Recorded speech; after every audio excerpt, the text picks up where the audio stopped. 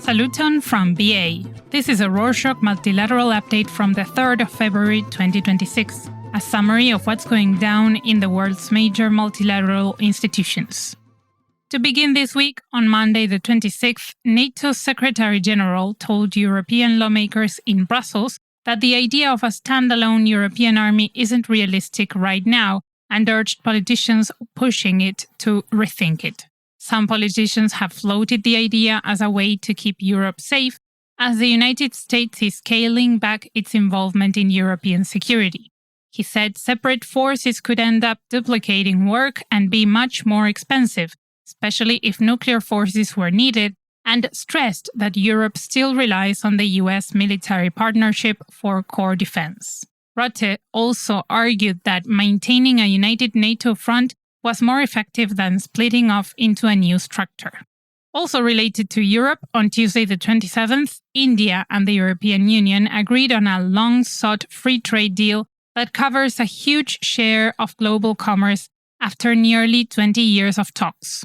Officials from both sides called it a major step in their economic relationship and an opportunity to deepen cooperation beyond buying and selling. On Friday the 30th, United Nations officials warned that it could run out of money soon because the United States sharply cut its financial support and pulled back from many programs. The UN Secretary-General said Washington's boycott of multiple agencies and refusal to pay into regular budgets have left the organization struggling to cover costs. Diplomats and UN staff are scrambling to find solutions, but without major contributors stepping up, the shortfall could affect operations and planning in the months ahead. Meanwhile, on Saturday the 31st, the United Nations Security Council voted to keep the UN peacekeeping force in Cyprus in place for another year. Most members supported the resolution. The decision signals continued international backing for the mission's work in maintaining calm between Greek and Turkish Cypriots, and encourages cooperation around issues like crossing points and dialogue. There is a UN peacekeeping force in Cyprus because intercommunal violence between Greek Cypriots and Turkish Cypriots escalated decades ago.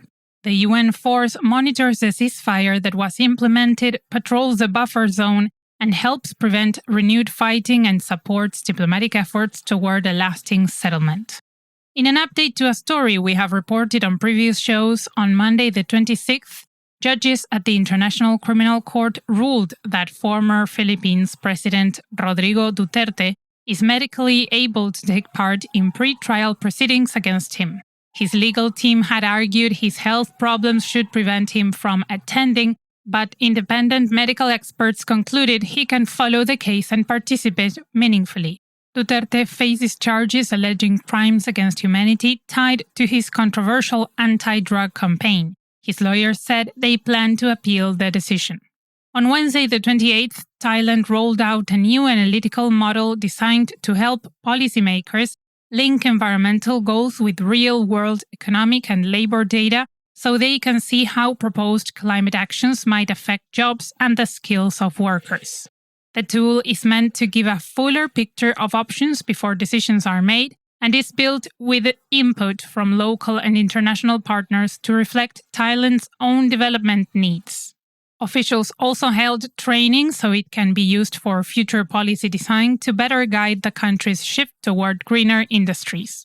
On Friday the 30th, the Organization for Economic Cooperation and Development released its economic survey of Croatia and said the country's economy has been steadily catching up with richer peers, but needs disciplined budgeting and structural fixes to keep that momentum going. For context, Croatia's economy is service-based, with tourism as its main driver, contributing a large share of GDP and employment. Manufacturing, shipbuilding, and food processing remain important, while EU membership has boosted trade, investment, and infrastructure funding, though productivity and demographic decline remain long-term challenges.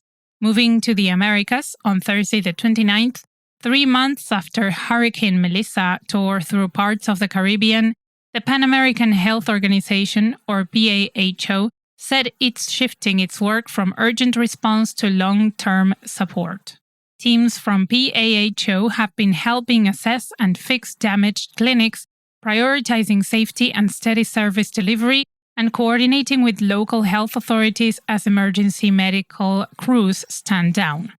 On Friday the 30th, the Inter-American Development Bank announced changes to how it lends money so countries can get support faster in tough moments and scale up projects that are already working well.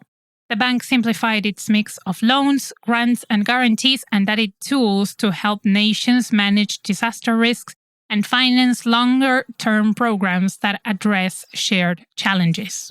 Speaking of which, on Tuesday the 27th, the Organization of American States and the Development Bank of Latin America and the Caribbean agreed to work more closely on shared challenges affecting the region.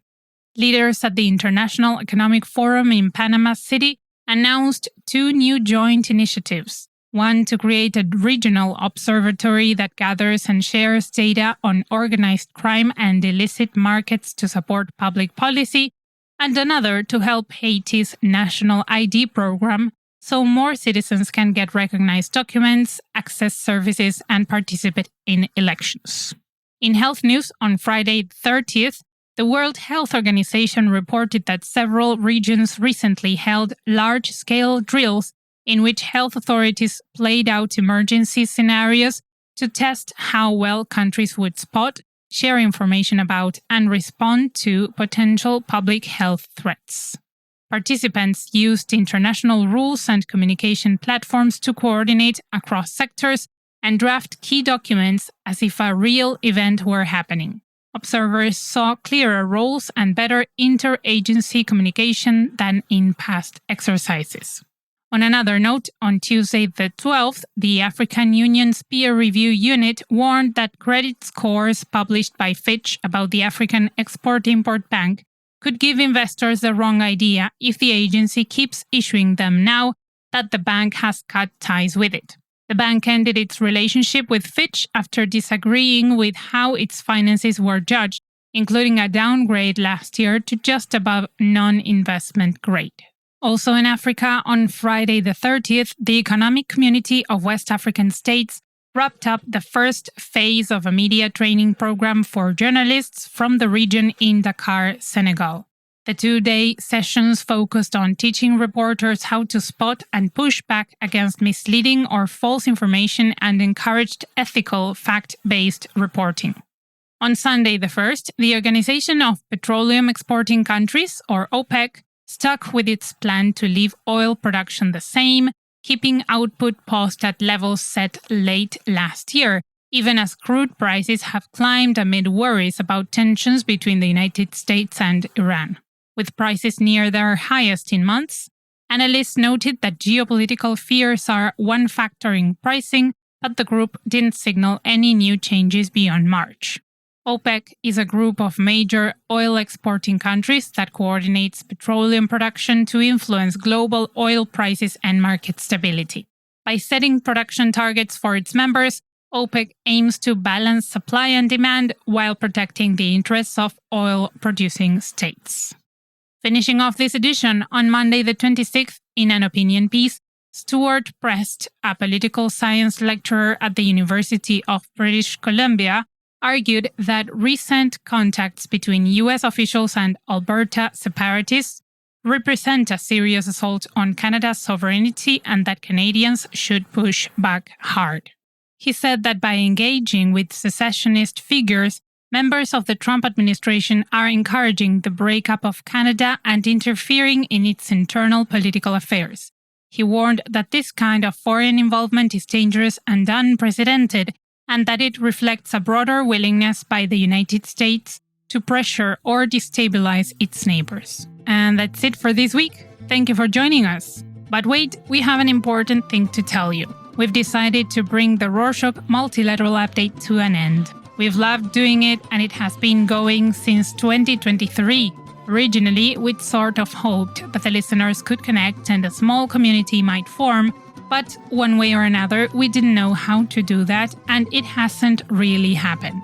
And putting them out every week is lots of work and not cheap, So we are just going to stop and focus on the other community building things Rorschach is doing. You can check out our projects on our website.